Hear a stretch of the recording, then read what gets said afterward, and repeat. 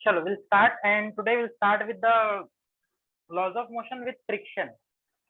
अब तक हमने लॉज तो पढ़े हैं, न्यूटन के अप्लाई भी किए हैं, बट हमने एक अजम्पशन किया था, एक कसम खाई थी हमने कि कहीं भी कोई फ्रिक्शन नहीं है, सारी बातें स्मूथ है, सारे सरफेसेस स्मूथ है। बट थिंक प्रैक्टिकली क्या ऐसा होता है? थिंक प्रैक्टिकली क्या सारे सरफेस स्मूथ होते हैं? नो। अरे अगर सारी सरफेस स्मूथ होती तो क्या हम चल पाते? इमेजिन करो हमारा जो घर का टाइल्स है वो इतना ज्यादा स्मूथ होता, जीरो फ्रिक्शन, हम जगह पे रह जाते। We cannot walk even also. हम चेयर पे बैठे होते तो हम नीचे आ जाते उससे, जीरो फ्रिक्शन। ठीक है, जीरो फ्रिक्शन। तो फ्रिक्शन भला ही हमारे मोशन को अपोज करता है, फ्रिक्शन अपोज करता है ना। जैसे हम किसी ब्लॉक को खींच रहे हैं, किसी बड़े बॉडी को खींच रहे हैं, तो नीचे उसके जो रगड़ है, फ्रिक्शन है, वो हमें अपोज कर रहा है। तो definitely friction opposes the motion, but it also help to do the motion. वो मोशन के लिए हेल्प भी तो कर रहा है। इट इज जस्ट लाइक कि हर कंट्री में एक गवर्नमेंट भी होती है और एक ऑपोजिशन भी होता है। अगर सिर्फ गवर्नमेंट रहेगी, ऑपोजिशन नहीं रहेगा, तो अपने मन मर्जी से काम करेंगे, कुछ भी चलेगा फिर कंट्री में। तो ऑपोजिशन क्या करता है, उनको बताता है कि भी आप ये गलत कर रहे हो, आप वो गलत कर रहे हो। ऐसा हर कंट्री में जहां भी डेमोक्रेसी है। ठीक है, तो ऐसे ही हम ऑपोजिशन को ऑपोजिशन भी बोल सकते हैं, या हम ऑपोजिशन को ऐसा भी बोलते हैं कि वो एक तरह से हेल्प कर रहा है, गाइड कर रहा है उस चीज को चलाने की। ऐसे हर मोशन में होता है, हर जगह होता है, राइट। तो ऐसे ही हमारे मोशन को फ्रिक्शन अपोज भी करता है, और कहीं ना कहीं उसके कारण मोशन भी हो रहा है। अगर फ्रिक्शन ही नहीं तो मोशन ही नहीं। समझ आ गई बात? ठीक है, हेडिंग लगाएगी फ्रिक्शन। तो फ्रिक्शन क्या होता है? Friction opposite motion. Correct word बोलूं तो रिलेटिव मोशन बोलेंगे। रिलेटिव, रिलेटिव मतलब एक दूसरे पर। जैसे सरफेस का ब्लॉक पर, एक ब्लॉक का दूसरे ब्लॉक पर घिसना, ठीक है, ट्रेन का ट्रैक पे चलना, उसको बोला जाता है relative. It opposite relative motion. Relative मतलब motion of one body over the other body. For example block on block, for example car on road. समझ गए बात को? It opposite relative motion. Friction कितने प्रकार का होता है, तो मैं इसको थ्योरेटिकल नहीं समझाता हूँ, प्रैक्टिकल भाषा से समझाता हूँ, जल्दी समझ आएगा। मान लो मेरे यहाँ पर एक बड़ी सी अलमीरा रखी हुई है। Very good, to train motion, very good. But to train motion वो यहाँ नहीं लेंगे, हमें एक ब्लॉक के ऊपर दूसरी बॉडी का मोशन करना है। तो ट्रेन एक के ऊपर एक नहीं होती है, वो रिलेटिव मोशन अलग है। जैसे तुमने रिलेटिव मोशन पढ़ा है ना 1D में, वो रिलेटिव मोशन अलग है। यहाँ रिलेटिव मोशन का मतलब एक दूसरे से कनेक्टेड होकर, जैसे ये मेरे दोनों हाथ ऐसे जा रहे हैं, तो एक दूसरे पर फ्रिक्शन लगा रहे हैं। अगर ये आजू बाजू जाते तो कोई फ्रिक्शन का कॉन्सेप्ट नहीं। समझो बात को, क्लियरिटी होगी? चलो, वरना हम टॉपिक से भटक जाएंगे, टॉपिक पे आते हैं। मान लो मेरे यहाँ पर बहुत बड़ी सी एक अलमीरा रखी हुई है, बहुत हेवी सी अलमीरा रखी हुई है। ध्यान से सुनना। अब मैं उस अलमीरा को खींचता हूँ, ड्रैग करने की कोशिश करता हूँ। मैंने अपना पूरा फोर्स लगाया, वो अलमीरा नहीं हिली। क्यों नहीं हिली बता सकते हो? बोलो बोलो बोलो। एक हेवी सा अलमीरा मैंने खींचा, वो हिला भी नहीं। क्यों नहीं हिला? What is the reason? अलग अलग भाषा में बता सकते हो। किसी ने बोला सर फ्रिक्शन ज्यादा है, श्रावण। किसी ने ऑप्शन बोला है मुझे कि सर फोर्स सफिशिएंट नहीं था उसको खींचने के लिए, ये भी भाषा करेक्ट है। किसी ने बोला कि सर अलमीरा बहुत हेवी था, एक ही बात है, फोर्स कम बोलो या हेवी ज्यादा, वो भी करेक्ट है, वो भी करेक्ट है। तो मेरे लिए मोर करेक्ट ऑप्शन है कि यहाँ पर फ्रिक्शन है। फ्रिक्शन है अलमीरा के बीच में और सरफेस के बीच में, क्या है? फ्रिक्शन है। अगर वो स्मूथ होता, फ्रिक्शन फ्रिक्शन नहीं होता, तो कितना भी हेवी अलमीरा है जरा से स्लाइड से सरक जाता। Ideal condition. समझ गए बात को। अब ये अलमीरा नहीं हिल रहा है, क्यों नहीं हिल रहा है? अगर मैं इधर 100 न्यूटन का फोर्स लगा रहा हूँ तो न्यूटन बोलता है उधर भी 100 न्यूटन का अलमीरा तुम्हें खींच रहा होगा, इक्वल एंड अपोजिट। तुम ऐसे खींच रहे हो, वो तुम्हें 100 न्यूटन से खींच रहा है। जैसे मैं ये वॉल को ऐसे हाथ मारता हूँ, वॉल टूटती नहीं है, क्यों? हम मुझे सीमेंट की नहीं बनी हुई है, क्योंकि मैं मार रहा हूँ 100 न्यूटन से, तो बदले में भी 100 न्यूटन मिल जा रहा है। करेक्ट। तो ऐसे ही जब मैं इसको खींचता हूँ तो ये बॉडी नहीं चल कर आ रहा है, क्योंकि वो भी हमें 100 न्यूटन दे रहा है। ब्लॉक नहीं हिला फोर्स लगाने पर भी, ऐसे फ्रिक्शन को बोला जाता है स्टैटिक फ्रिक्शन। कौन सा फ्रिक्शन? स्टैटिक। स्टैटिक मतलब एट रेस्ट। At rest. कोई भी एग्जांपल ले सकते हो। तुम बेड को खींच रहे हो, हेवी बेड को, तुमसे नहीं हिल रहा है, वो स्टैटिक फ्रिक्शन दे रहा है तुम्हें वो। ठीक है, स्टैटिक। अब अगर मान लो मैंने बोला कि अब ये अलमीरा को खींचना ही है, मैंने 3-4 हट्टे कट्टे आदमी लाए और बोला बेटा खींचो इनको। अब हमने खींचा, फोर्स सफिशिएंट थी, फ्रिक्शन ओवरकम हो गया, तो कम कर दिया हमने और हम खींचने लगे। अब खींच रहे हैं, वो घिसते हुए आ रही है, इमेजिन करो अलमीरा खींचते आ रही है, आवाज निकाल रही है, नीचे से आवाज आती है ना रगड़ की, फ्रिक्शन की। फ्रिक्शन तो अभी भी है, लेकिन बॉडी मोशन में आ चुका है। हमें ऐसा फील होता है फ्रिक्शन कम हो गया है। हमें क्या फील हो रहा है? फ्रिक्शन कम हो गया है। तो ऐसे फ्रिक्शन को बोला जाता है डायनामिक फ्रिक्शन या फिर काइनेटिक फ्रिक्शन। डायनामिक फ्रिक्शन या फिर काइनेटिक फ्रिक्शन। बताओ भैया, क्या तुम्हें प्रकार समझ आए? First, you applied the force, body didn't move, friction is called static friction. Second case, you applied a sufficient force, body drag, body घिसता हुआ आ रहा है, the friction is called as kinetic or dynamic friction. Yes or no? जल्दी से reply कर दो। Static friction मतलब no relative motion. Relative motion, धीरे धीरे रिलेटिव का मीनिंग और समझ आएगा।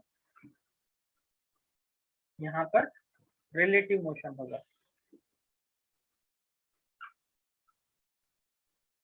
रिलेटिव मोशन होगा। एक और एग्जांपल देता हूँ, फील करना इस बात को। देखो, फील करना इस बात को। देखो मेरे पास में एक बुक है, बड़ा सा बुक, उसके ऊपर डस्टर रखा हुआ है। डस्टर रखा हुआ है, फीलिंग में सारा खेल है। मैं क्या करता हूँ, इस बुक को खींचता हूँ, बुक को ऐसे खींच रहा हूँ, ड्रैग कर रहा हूँ, मोशन तो हो रहा है।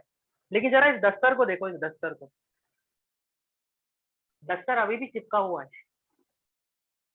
तो डस्टर के बीच में और बुक के बीच में कौन सा फ्रिक्शन है? बोलो तो। डस्टर के बीच में और बुक के बीच में कौन सा फ्रिक्शन है? देखो देखो, देखो। मैं ऐसे खींच रहा हूँ, मोशन तो हो रहा है, लेकिन क्या डस्टर के बीच में और बुक के बीच में मोशन हो रहा है? नहीं हो रहा है। जितनी रफ्तार से बुक आगे बढ़ रही है, उतनी रफ्तार से डस्टर भी आगे बढ़ रहा है। It means no relative motion. और नो रिलेटिव मोशन का मीनिंग होता है स्टैटिक फ्रिक्शन। Very good. सिर्फ मोशन बोलने से काम नहीं होगा कि मैंने बुक को हिला दिया, हाँ भाई हो गया काइनेटिक फ्रिक्शन। नहीं, किनके बीच में बात चल रही है? रिलेटिव मोशन की बात चल रही है। समझ गए बात को? ठीक है, समझ गए बात को? बहुत। अभी अभी देखो दूसरा एग्जाम्पल।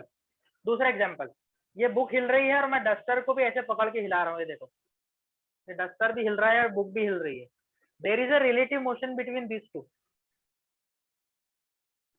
कौन सा फ्रिक्शन है? Kinetic friction.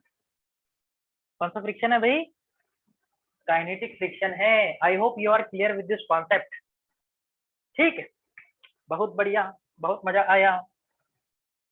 चलो भाई, अब मैं तुम्हें एक एग्जांपल से समझाता हूँ। देखो, मान लो, क्या मान लो सर? मान लो तुम्हारे पास में ये ब्लॉक है, एम के जी का, एम के जी का ब्लॉक है, और इनके बीच में रफ सरफेस है। सरफेस कैसा है? रफ। अब ये शब्द बोलना स्टार्ट कर दो, फ्रिक्शन शुरू हो गया। मैं इसको खींचता हूँ F इक्वल टू 10 न्यूटन से, 10 न्यूटन से मैं इसको खींच रहा हूँ। लेकिन मैं तुम्हें नोट करके बोल देता हूँ, ब्लॉक को मूव करने के लिए मूव एट 50 न्यूटन, मतलब ब्लॉक को जगह से हिलाने के लिए कम से कम कितना न्यूटन चाहिए? बोलो बोलो बोलो, कम से कम कितना न्यूटन चाहिए? 50 न्यूटन। यस, ध्यान से सुनना, स्टार्टिंग कॉन्सेप्ट बहुत इंपॉर्टेंट है।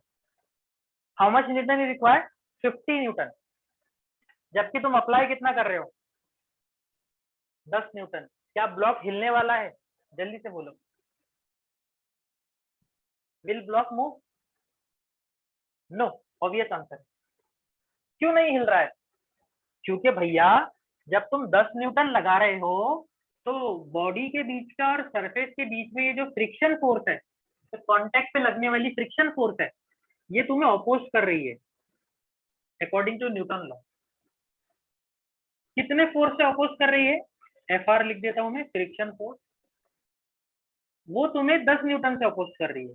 अरे सिंपल सी बात है, इक्वल एंड अपोजिट। तुम 10 लगाओगे, वो भी 10 लगा देगा, कैंसल आउट हो जाएगी, नो मोशन, नो मोशन। समझ आ रही बात? अगर मैंने यहाँ 10 की बजाय 20 न्यूटन कर दिया तो फ्रिक्शन भी कितना हो जाएगा? बोल बोल बोल बोल बोल। सर फ्रिक्शन भी हो जाएगा 20। कॉपी पेस्ट कर रहा है ना अपना, वो कॉपी कर रहा है अपना वो। अगर मैंने यहाँ लगाया 30 तो बोल बच्चे फ्रिक्शन भी कितना हो जाएगा? 30 न्यूटन। अगर मैंने यहाँ लगाया 49 तो यहाँ भी कितना हो जाएगा? 49। अरे यहाँ तक खेल समझ आया क्या? तो 49 न्यूटन तक कौन सा खेल चला?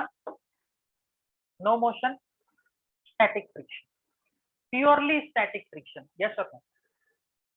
बहुत अच्छा। जैसे ही मैं 50 न्यूटन लगाता हूँ, 50 न्यूटन लगाता हूँ, ब्लॉक हिलना स्टार्ट होगा। हिलना समझता ना, जैसे ट्रेन स्टार्ट होती है, स्टार्ट का मतलब इंजन स्टार्ट हुआ है, अभी गाड़ी आगे नहीं बढ़ी है, गाड़ी का डिस्प्लेसमेंट नहीं हुआ है, गाड़ी पे एक्सेलरेशन नहीं लगा है। समझ रहे बात को? ऐसा लगता है कि भैया विसिल मारती है ना गाड़ी, ऐसे कंडीशन में आ जाएगा। तो जैसे ही मैं यहाँ 50 न्यूटन लगाता हूँ प्यारे बच्चों, यहाँ भी 50 लगेगा, लगेगा। इंजन स्टार्ट हो गया, मान लो अभी 50 लग गया। समझ आ गया? अब ध्यान देना, अगर मैं यहाँ 51 लगाता हूँ, क्या अब इस फ्रिक्शन की औकात है कि वो भी 51 लगाए? आंसर दो। 10 लगाया, उसने भी 10 का अपोज किया, 20 लगाया, 20 का अपोज किया, 49 पे 49 और 50 पे हिलने लगा ब्लॉक, इसने भी अपनी पूरी ताकत झोंक दी 50। अब जैसे मैं 51 करता हूं, अब इसके अंदर उतना फ्रिक्शन नहीं बचा क्या वो हमारे 51 को अपोज कर सके। अब फ्रिक्शन यहाँ रुक जाएगा, फ्रिक्शन यहाँ रुक जाएगा। और कौन सी फोर्स बड़ी हो जाएगी? Applied force. और तुम जानते हो अप्लाइड फोर्स बड़ी हो जाएगी तो block will move, block will move with certain acceleration. Yes और नो? यस और no? It is just like कि मैं अलमीरा को हिला रहा था, खींचने की कोशिश कर रहा था, वो नहीं हिल रही थी, क्योंकि जब मैंने 10 न्यूटन लगाया तो 10 का अपोजिशन, 20 से 20 का अपोजिशन, मेरी फोर्स नॉट सफिशिएंट थी। और जब मैंने 4 आदमियों को लेकर उसको हिलाया तब भी वो अपोज कर रही थी, बट उसका ऑपोजिशन सफिशिएंट नहीं था हमारे फोर्स को। अरे गेटिंग दिस? तो जहां पर इसकी बाउंड्री आ जाती है, इसको बोला जाता है लिमिटिंग वैल्यू ऑफ फ्रिक्शन। कौन सी वैल्यू भाई? Limiting value. लिमिटिंग वैल्यू वो एक ऐसी बाउंड्री है, ऐसी लिमिट है जहां पे स्टैटिक खत्म होता है और जहां से क्या शुरू होता है, इससे आगे काइनेटिक शुरू होता है। मैंने अलमीरा को खींचा, नहीं आया, 10 पे नहीं, 20 पे नहीं, 30 पे नहीं, 49 पे नहीं, 50 पे जस्ट हिलने लगा। जैसे 51 पे लिखता हूं मैं, वो हिलने मोशन में आ गया। तो जो उसकी 50 थी, 50 उसकी बाउंड्री थी। जैसे हमारे क्रिकेट में बाउंड्री होती है ना, बाउंड्री के अंदर खेल चालू, बाउंड्री के बाहर खेल बंद, मतलब 6 हो जाएगा वहां गया तो। ऐसे ही वो बाउंड्री, तो boundary is also a part of the ground, boundary के ग्राउंड का पार्ट है। तो वैसे ही 50 न्यूटन भी फ्रिक्शन का पार्ट है। किससे फ्रिक्शन का? स्टैटिक के फ्रिक्शन का पार्ट है, लेकिन वो स्टैटिक की बाउंड्री है। कंफ्यूज मत होना, कोई नया टाइप नहीं है ये। हो सकता है तुम्हें टेक्स्ट बुक में नया टाइप बोलकर बोल दे, लेकिन ये स्टैटिक ही है, लेकिन ये स्टैटिक की बाउंड्री है। Are you getting with this? तो 51 पे ब्लॉक का मोशन स्टार्ट हो जाएगा, और ब्लॉक का मोशन स्टार्ट हो गया तो हमारा फ्रिक्शन कन्वर्ट हो जाएगा काइनेटिक फ्रिक्शन में। बोलो भैया, इतना समझ आया क्या?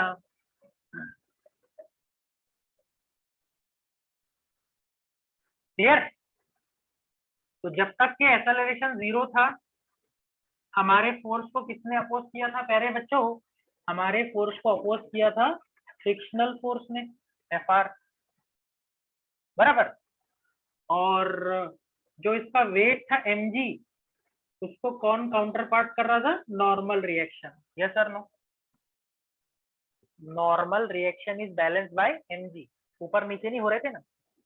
Normal reaction is balanced by mg। क्या तुम्हें ये दोनों भाषा समझ आई स्टैटिक फ्रिक्शन के लिए? तो स्टैटिक फ्रिक्शन में अप्लाई फोर्स फ्रिक्शनल फोर्स के बराबर हो जाता है, और mg नॉर्मल रिएक्शन के बराबर होता है, राइट। और नॉर्मल हमेशा सरफेस को परपेंडिकुलर होता है। कैसा होता है भाई? परपेंडिकुलर। देखो Fr की डायरेक्शन लेफ्ट होगी। Fr की डायरेक्शन कैसे डिसाइड होती है? अगर मैं अलमीरा को राइट खींच रहा हूँ तो फ्रिक्शन लेफ्ट में लगेगा। अलमीरा को मैं राइट खींच रहा हूँ तो फ्रिक्शन लेफ्ट में लगेगा। मैं अलमीरा को लेफ्ट खींचूंगा तो राइट में लगेगा। या मैं अलमीरा को ऊपर खींच रहा हूँ ऐसे 30 डिग्री पे, वो ऑपोजिट 30 डिग्री पे लगेगा। समझ आ गई बात? Opposite opposite opposite opposite. Clear? बहुत अच्छे। ठीक है, तो मैं इसको थोड़ा सा प्रॉपर फॉर्म में लिखता हूँ। देखो,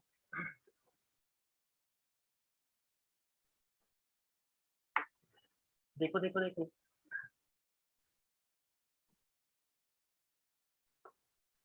देखो मैं इसको पॉइंट बना के लिख के देता हूँ। दी बाउंड्री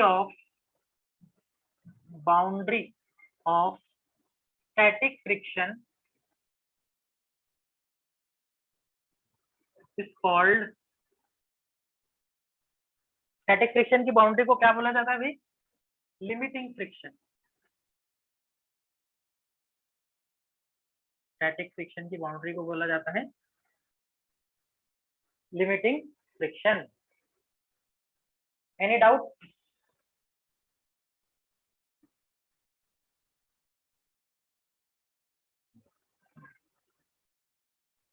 ठीक है भाई, नोट कर लो फटाक से।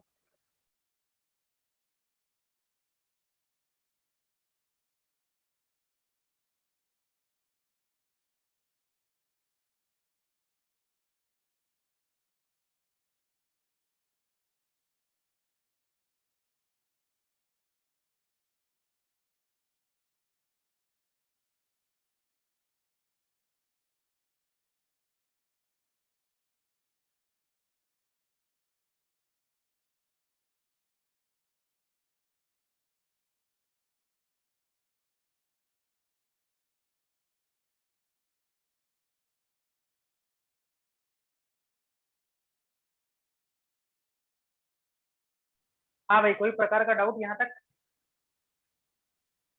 चलो ठीक है, बहुत अच्छा।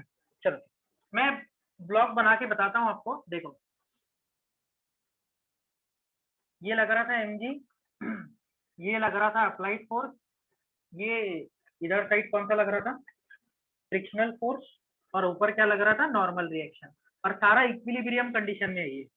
इक्विलिब्रियम मतलब जीरो एक्सेलरेशन। इक्विलिब्रियम मतलब जीरो एक्सेलरेशन। सारे रेस्ट पे हैं, सारे रेस्ट पे हैं। अब मैं क्या करता हूँ? देखो, अब मैं क्या करता हूँ? 50 न्यूटन पे हिलने लगा था, एग्री। अब अगर मैं वेट को बढ़ा देता हूँ, मान लो पहले 5 केजी का ब्लॉक था, अब ये 10 केजी का ब्लॉक हो गया है। फील करो इस बात को, फील करो। 10 केजी का ब्लॉक हो गया है। बताओ फ्रिक्शन वही रहेगा कि बढ़ जाएगा? Comment pass.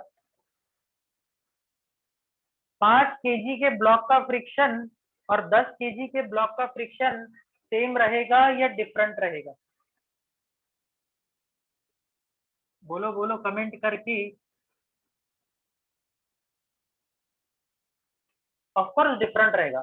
छोटे ब्लॉक को हिलाना जल्दी आसान है, हेवी ब्लॉक को हिलाना मुश्किल है क्योंकि उसका फ्रिक्शन बढ़ जाता है। तो बात समझ आई, फ्रिक्शन डायरेक्टली डिपेंड करता है वेट पे। करेक्ट सेंटेंस है, फ्रिक्शन डायरेक्टली डिपेंड करता है वेट पे। जितना बड़ा ऑब्जेक्ट उसको हिलाना उतना ही मुश्किल। बहुत बढ़िया। तो मैं कंक्लूजन निकालता हूं कि फ्रिक्शनल की फोर्स डायरेक्टली प्रोपोर्शनल होती है mg को। और mg किसके बराबर है? देखो देखो देखो, mg किसके बराबर है? mg है नॉर्मल रिएक्शन के बराबर। देखो ना, क्लियर है, n इक्वल टू mg। ऐसे तो मूवमेंट हो नहीं रहा है ना, तो क्या मैं नॉर्मल को यहाँ रख दूं? हाँ सर रख दो, कोई शंका नहीं। तो एफ आर की वैल्यू डायरेक्टली प्रोपोर्शनल होगी नॉर्मल रिएक्शन को। Yes sir no? तो मैं mg को इंपॉर्टेंस क्यों नहीं दे रहा हूँ? क्योंकि mg तो चेंज हो जाएगा। जैसे मैंने एपरेंट वेट में भी बताया, मशीन तुम्हारा वेट मेजर करने में कोई इंटरेस्ट नहीं दिखाती है, वो तो नॉर्मल रिएक्शन मेजर करती है। तुम शूज पहनकर वेट करोगे तो कुछ ग्राम बढ़ जाएगा, उसे तुम्हारे वेट से लेना देना। वो जितना एक्शन दोगे तुम उतना रिएक्शन देती है, इसीलिए मैं नॉर्मल रिएक्शन पे भरोसा करता हूँ, वेट पर नहीं। ऑल्दो ये दोनों सेम माने जाएगी, राइट? तो can I write F R directly proportional to normal reaction? Very good. भैया प्रोपोर्शनलिटी साइन हटाते हैं तो क्या लगाते हैं? कांस्टेंट लगाते हैं, कांस्टेंट। यहाँ कांस्टेंट का नाम होता है म्यू। म्यू सिंबल होता है ना, म्यू। म्यू। तो हमें एक प्यारा सा फॉर्मूला मिल गया, ये फॉर्मूला हमेशा याद रखना। F R is equal to mu times normal reaction.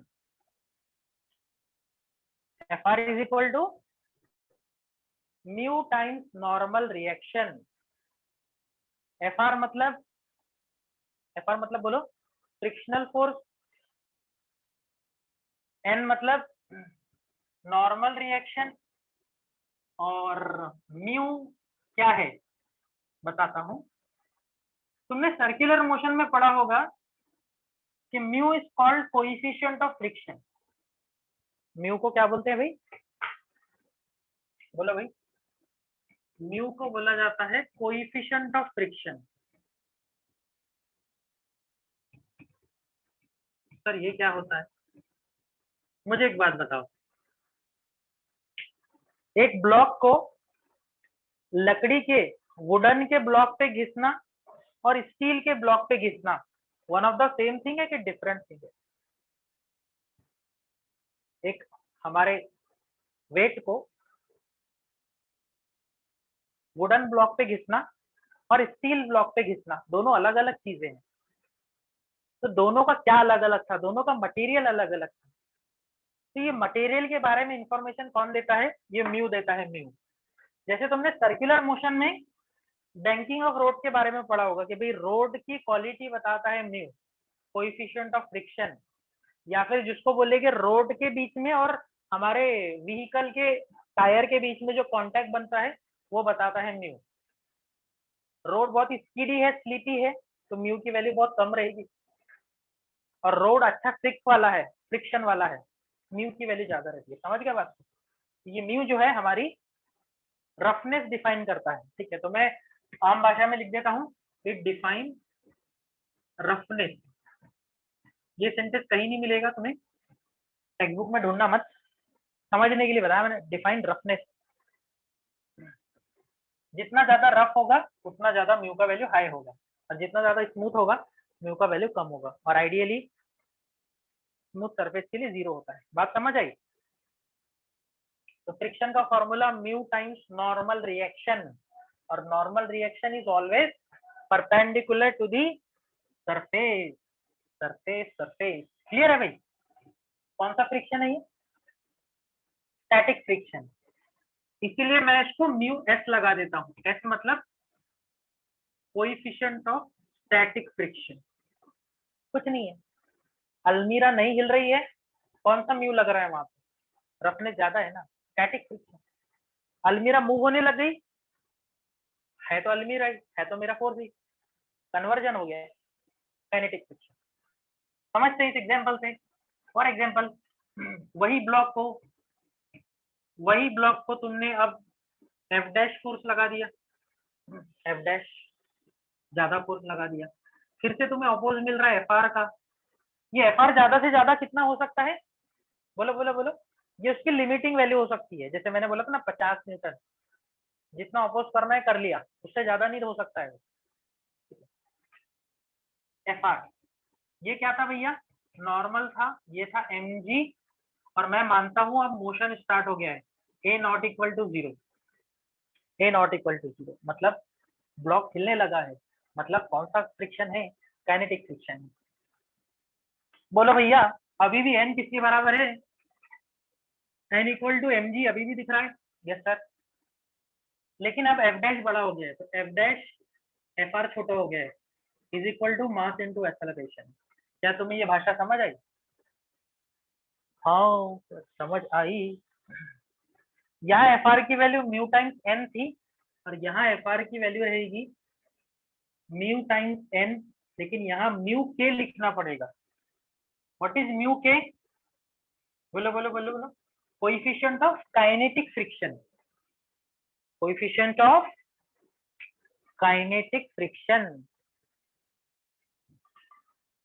तो वही बॉडी था जो पहले नहीं हिल रहा था, कौन सा फ्रिक्शन दे रहा था, स्टैटिक फ्रिक्शन दे रहा था। और वही बॉडी जब चलने लगा, एक्सेलरेट होने लगा, मूव होने लगा, तो उसी बॉडी के हमने फ्रिक्शन को नाम दे दिया है, बोलो। बहुत अच्छी, एक और एग्जांपल समझाता हूँ मैं तुम्हें, लोकल क्वालिटी का एग्जांपल। मान लो हमारे पास में धक्का मारने वाली कार है, पुरानी सी एम्बेसडर होती थी ना, ठीक है, एम्बेसडर कार है, आज भी कुछ लोग उससे बहुत ये करते हैं। तो बहुत पुरानी कार है, अब उसका इंजन मान लो ढीला हो चुका है, तो तुम देखो जब भी वो बंद हो जाती है बारिश में, तो कुछ दोस्त लोग बोलते हैं कि भाई धक्का मारो चालू हो जाएगी, राइट। तो जब तक धक्का मारते हैं बहुत मुश्किल होती है, बहुत मुश्किल से आगे बढ़ती है वो, क्योंकि कार कौन सा फ्रिक्शन दे रही है, स्टैटिक फ्रिक्शन दे रही है। और जब हमने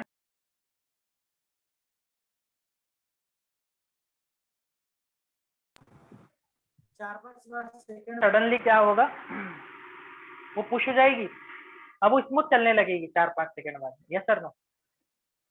कौन सा फ्रिक्शन हो गया, फ्रिक्शन अभी भी है, रोड और टायर के बीच में अभी भी फ्रिक्शन है, वरना चल नहीं पाती थी, लेकिन वो कन्वर्ट हो गया है कौन से फ्रिक्शन में, काइनेटिक फ्रिक्शन।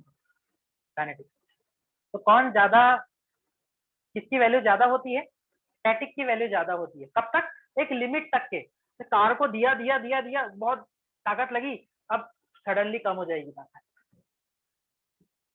ठीक है। बोलते हैं ना भाई 1 2 3 धक्का दो, तो 10 न्यूटन से, 5 न्यूटन से, 15 न्यूटन से स्टार्ट करेंगे, 50 तक पहुंचेंगे, उसके बाद में वो स्मूथ हो जाएगी। क्लियर है भाई? सो नोट कर लो इसको, static friction and kinetic friction. और म्यू के का नाम लिख दो यहाँ पर, म्यू के का नाम है coefficient of kinetic friction, kinetic friction,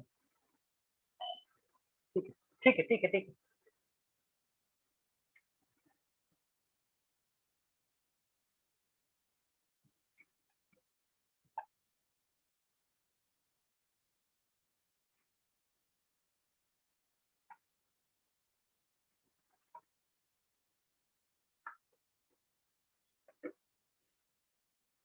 तो friction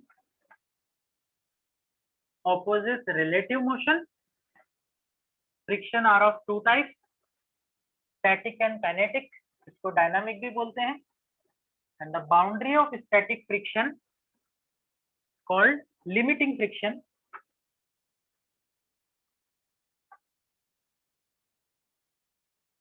in static friction the coefficient is called coefficient of static friction, and kinetic it is called coefficient of kinetic friction, ठीक है। Static friction value is more as compare to kinetic, जब तक धक्का मार रहे थे ज्यादा फोर्स लग रहा था हमें, और जब वो स्मूथ स्टार्ट हो गई है फोर्स कम लगने लगा, फोर्स कम लगने लगा। बताओ भाई, क्या यहाँ कोई डाउट है तुम्हें? अगर नहीं है तो मैं तुम्हें एक प्यारी सी टर्मिनोलॉजी समझाता हूँ जिसका नाम है एंगल ऑफ फ्रिक्शन। क्या नाम है? Angle of friction. हेडिंग लगाएंगे, angle of friction denoted by theta से डिनोट करते हैं जनरली एंगल ऑफ फ्रिक्शन। ध्यान से देखो, ध्यान से देखो। मान ले बच्चे, ये मेरा ब्लॉक है mkg का, मैं इसको इधर खींच रहा हूँ कौन सी फोर्स से? अप्लाइड फोर्स से, राइट? अप्लाइड फोर्स से हम इसको खींच रहे हैं। इसके अलावा इसमें कौन सी फोर्सेस लग रही है प्यारे बच्चों? देखो, mg लग रहा है इसके नीचे, बदले में सरफेस देता है नॉर्मल रिएक्शन, और बोलो, इधर इसको अपोज करेगी कौन सी force? Frictional force. Frictional force, और मान लो ये रेस्ट में स्टैटिक है। इन दोनों में डायरेक्ट रिलेशन है, इन दोनों में F R directly proportional to N, देखा था ना अभी। तो इन दोनों फोर्सेस का जो रिजल्टेंट होता है, इन दोनों फोर्सेस का जो रिजल्टेंट होता है, ध्यान से देखो, ध्यान से देखो, मैं इसका वेक्टर डायग्राम ड्रॉ कर रहा हूँ नीचे, नीचे इसका वेक्टर डायग्राम ड्रॉ कर रहा हूँ। ये नॉर्मल है, ये एफ आर है, और इनका रिजल्टेंट तुम जानते हो, कहीं तो भी बीच में आएगा ना रिजल्टेंट दो वेक्टर का, यहाँ कहीं तो भी आएगा। इसको हम आर नाम दे देते हैं। टेक्स्ट बुक में कंफ्यूज मत हो ना, टेक्स्ट बुक में नॉर्मल रिएक्शन को आर देता है, ठीक है? मैं एन लेता हूँ normal, don't worry about it. और वो रिजल्टेंट को एच लेते हैं, सिंबल का खेल है, बाकी कुछ नहीं। तो इन दोनों के बीच में जो एंगल बन रहा है, प्यार से देख बच्चे, इन दोनों के बीच में the angle between normal reaction and the resultant, the angle between normal reaction and the resultant is called what? Angle of friction. Is called what? Angle of friction. तो मैं लिखता हूँ the angle between normal and क्या है? Frictional force, नहीं, angle between normal and resultant. किसका किसका resultant है? रिजल्टेंट, रिजल्टेंट किसका किसका? यहाँ लिख देता हूँ, of F R and N is called angle of friction. क्या बोलते हैं भाई इसको? Angle of friction. बहुत काम की टर्म है, समझ आएगी अभी आपको धीरे धीरे, ठीक है? ध्यान से देख रहे बच्चे, ये एफ आर है, तो वेक्टर की भाषा में ये भी एफ आर होगा ना, ये देखो पैरेलल है ना ये दोनों टर्म, ये भी एफ आर होगा, बोल हाँ या ना? पैरेलल। तो what is tan theta from here? तो tan थीटा की डेफिनेशन होती है opposite side divided by adjacent side. तो थीटा के लिए ऑपोजिट मतलब एक्स वाला पार्ट एफ आर है, और एडजेसेंट वाला पार्ट नॉर्मल रिएक्शन है। देखो थीटा का एडजेसेंट नॉर्मल है। Are you getting this? tan theta की वैल्यू क्या दिखाई दी प्यारे बच्चे? F R by N, F R by N. And can you tell me यहाँ से एफ आर बाय एन क्या होगा? देखो एन को अपॉन में ले लो, एन को अपॉन में ले लो, तो यहाँ लिखता हूँ ऑल्सो एफ आर की वैल्यू म्यू टाइम्स नॉर्मल होती है, एन को अपॉन में ले लिया, एफ आर बाय एन की वैल्यू क्या हो जाएगी? म्यू हो जाएगी, म्यू, हाँ या ना? बस ये यहाँ रख दो, काम खत्म। तो tan थीटा आ जाएगा प्यारे बच्चों, tan थीटा की वैल्यू आ जाएगी म्यू के बराबर, tan थीटा की वैल्यू आ जाएगी म्यू के बराबर। नामांकरण करो, tan of angle of friction is always equal to coefficient of friction. Tangent of, tan को टेंजेंट बोलते हैं ना पूरा मैथमेटिक्स में, tangent of angle of friction is always equals to coefficient of friction. देख लो आराम से।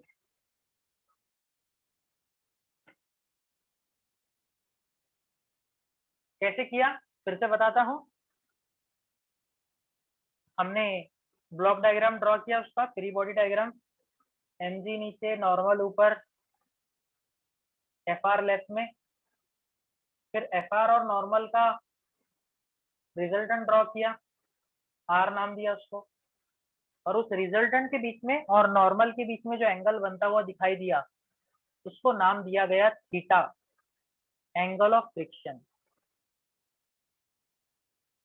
फिर हमने टेन थीटा की डेफिनेशन लगाई, opposite upon adjacent, opposite side fr था और नॉर्मल रिएक्शन n था। और हमने देखा fr/n तो म्यू होता है, म्यू।